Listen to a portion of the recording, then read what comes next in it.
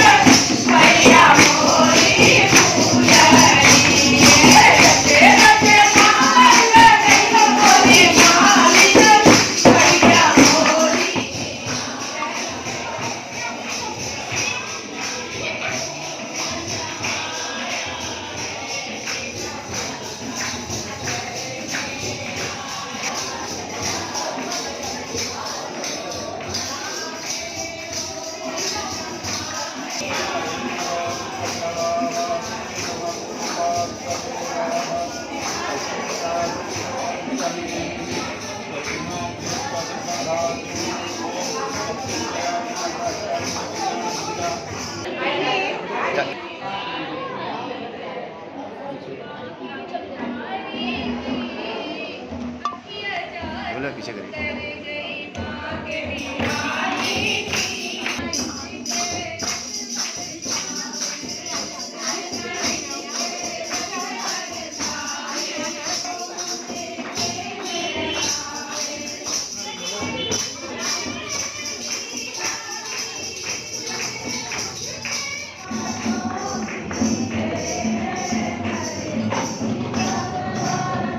हमारे देश ने सदैव ही मातृशक्ति को सम्मान दिया है।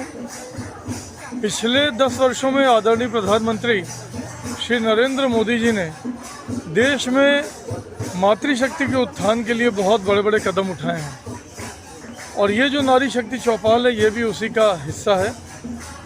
आज महाअष्टमी का दिन भी है, माँ का दिन भी है, तो आज के दिन माताएं बहनें इकट्ठा हों और हम उनका सम्मान करें, यही इस कार्यक्रम के मूल में है। आदरणीय प्रधानमंत्री जी की मंशानुरूप पूरे देश में मातृशक्तियों का सम्मान इस नारी शक्ति चौपाल के माध्यम से किया जा रहा है। देखो, नारी शक्ति चौपाल लगाया जा रहा है और हिंदू विपक्ष का आरोप है कि दिखावा करने का कार्य किया जा रहा है, महिला तो असुरक्षित है सरकार।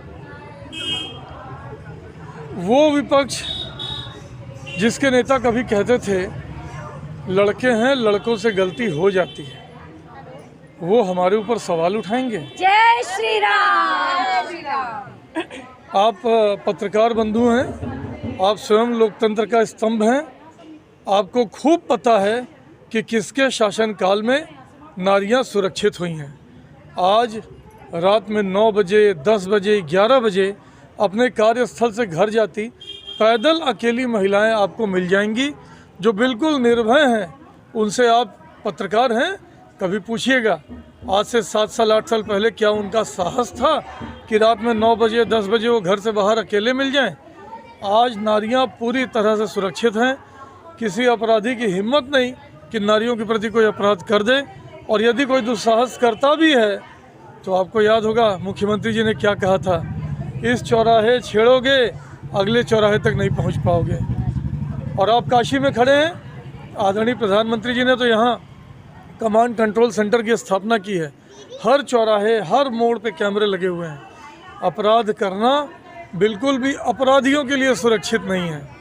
इसलिए हमारी माताएं बहनें जितनी इस सरकार में सुरक्षित हैं उतनी कभी किसी सरकार में सुरक्षित नहीं थी। प्रधानमंत्री के खिलाफ लारी साहब को उतार दिया गया है बसपा की तरफ से और महामंडलेश्वर भी उतरी है। तमाम प्रत्याशी उतर रहे हैं, चेहरा निकल कर सामने आ रहा है। देखिए, होना तो चाहिए था कि आदरणीय प्रधानमंत्री जी ने काशी के लिए जो कुछ किया है, काशी विश्व की सांस्कृतिक राजधानी है, आदरणीय प्रधानमंत्री जी ने काशी का कायाकल्प करके रख दिया है। होना तो चाहिए था कि उनके सम्मान में कोई चुनाव ही न लड़े, वो निर्विरोध जीते। लेकिन जो ये लड़ रहे हैं ये सिर्फ और सिर्फ अपनी जमानत बचाने के लिए लड़ रहे हैं, और इस बार की लड़ाई में मुझे बिल्कुल भी उम्मीद नहीं है कि किसी की जमानत भी बचेगी। देखिए, माँ दुर्गा के पवित्र दिन आप देख रहे हैं कि चल रहे हैं, और पूरा माहौल जो है वो सिर्फ काशी ही नहीं पूरे देश में उत्सव जैसा माहौल है। और जैसा कि हम जानते हैं कि माँ दुर्गा को नारी शक्ति के प्रतीक के रूप में हम उन्हें पूजते हैं, ठीक उसी तरीके से आज जो वर्तमान की सरकार है, देश के यशस्वी प्रधानमंत्री श्री नरेंद्र मोदी जी के नेतृत्व में, तो आज हम सब जो आपको पूरे देश भर में जो ये महिला जन चौपाल जो आपको हर मंदिर और हर उसमें जो दिखाई दे रही है, ये हमारे प्रधानमंत्री जी का आह्वान था कि वो हम नारी शक्ति को एक दुर्गा की तरह से वो एक शक्ति के रूप में उन्होंने उनको उसकी स्वीकार किया है। और जो उनकी योजनाएं आई हैं, जो आपने देखा है कि हमारी जो नारी शक्ति है उसी को मजबूत करने की दिशा में प्रधानमंत्री जी ने की योजनाएं रही हैं और उनका संकल्प है। तो इस पूरे आप समझिए 9 दिन को हम सारी नारी शक्ति मिल करके इस उत्सव को मनाते हुए न सिर्फ माँ दुर्गा की कामना पूजा कर रहे हैं, बल्कि ये पूरा देश और हमारी नारी शक्ति पूरा देश से जो है ये हम आज ये भी आज मांग और अपनी ईश्वर से प्रार्थना है हमारी कि हमारे देश के यशस्वी प्रधानमंत्री फिर से अपना जो तीसरा टर्म है उनका, वो फिर से पूरा देश उन्हें प्रधानमंत्री बनाए। ये तो पूरा देश आज जान रहा है कि देखिए जो नारी शक्ति है वो आज किसके साथ है और क्यों है। क्योंकि अगर सभी ने नारी की बात तो की, लेकिन उसको सिर्फ चुनावी मुद्दे की तरह से आप आरक्षण की ही जो बात ले लें, जो विधेयक लाया गया है, ये दशकों से जो चल रहा था, सिर्फ बात हो रही थी और उसके बाद उसको सिर्फ मुद्दे की तरह से बात ख़त्म हो जाती थी। लेकिन आज असल में उसकी स्वीकार्यता और उस पर मोहर लगाने का काम प्रधानमंत्री जी ने किया है।